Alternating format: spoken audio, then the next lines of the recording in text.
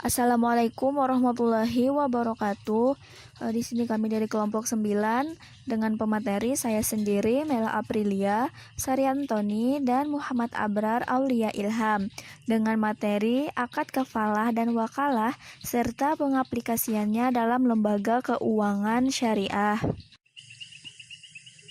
Al-kafalah menurut bahasa berarti aldaman jaminan, hamalah beban, dan ja'amah tanggungan. Sedangkan menurut istilah yaitu dari pendapat para ulama seperti pendapat dari mazhab Hanafi yaitu menggabungkan zimah tanggungan atau beban kepada zimah yang lain dalam penagihan dengan jiwa, utang, atau jat benda.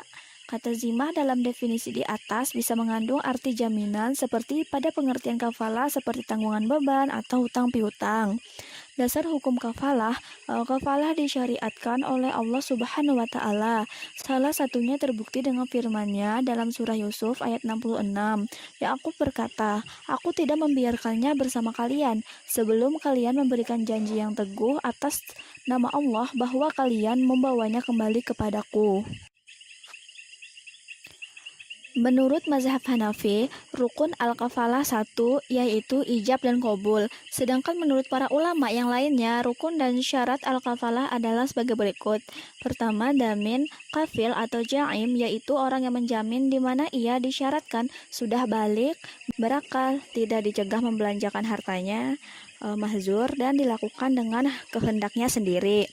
Yang kedua, madmun lah, yaitu orang yang berpiutang. Syaratnya ialah bahwa yang berpiutang diketahui oleh orang yang menjamin. Madmunlah disebut juga dengan maf'ullah. Madmunlah disyaratkan dikenal oleh penjamin karena manusia tidak sama dalam hal tuntutan.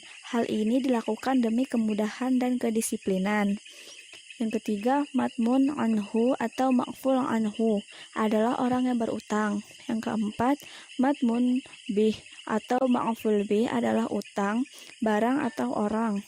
Yang disyaratkan pada makful bih dapat diketahui dan tetap keadaannya baik sudah tetap maupun akan tetap.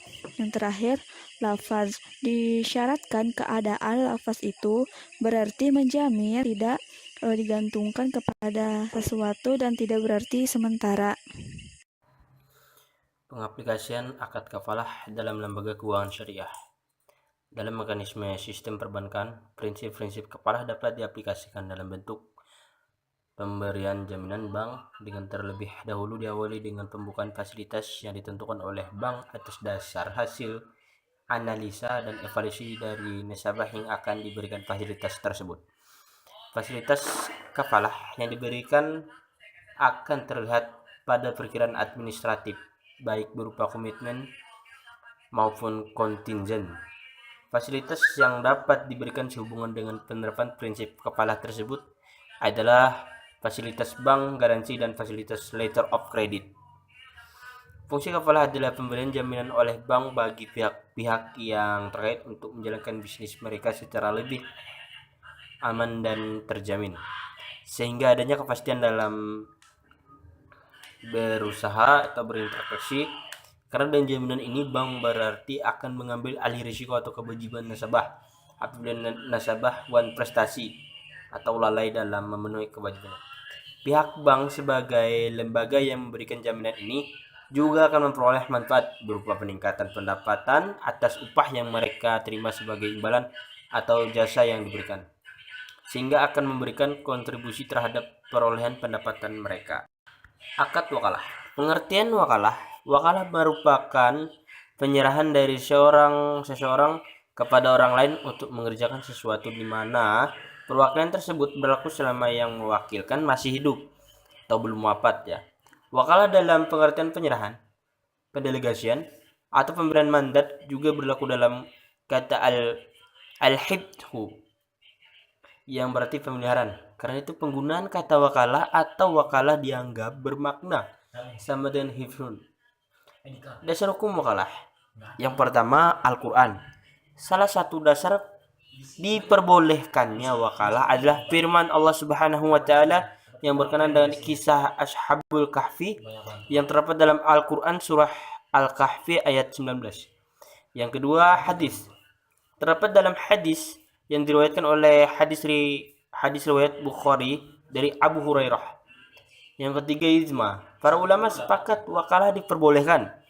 Bahkan mereka cenderung mensunahkannya dengan alasan bahwa hal tersebut termasuk jenis ta'awun atau tolong menolong atas dasar kebaikan dan takwa.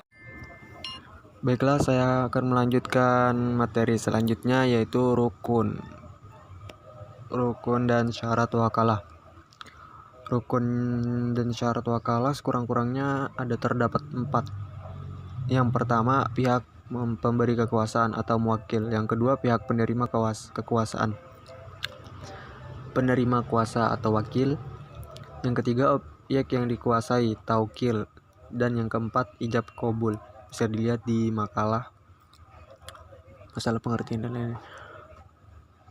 Materi yang terakhir, pengaplikasian akad wakalah dalam lembaga keuangan syariah. Wakalah dalam praktik LKS biasanya terkait dengan akad lain yang dilakukan oleh nasabah, misalnya dalam akad pembiayaan mudharabah. Pihak LKS mewakilkan kepada nasabah untuk mencari barang yang akan dibeli dengan pembiayaan tersebut. Praktek perbankan syariah, transaksi wakalah ibaratkan pisau dapur. Keberadaannya kurang merasakan, namun bila tidak ada baru terasa betapa pentingnya. Ini karena transaksi wakalah sering hanya menjadi transaksi pendukung dan bukan sebagai transaksi utama.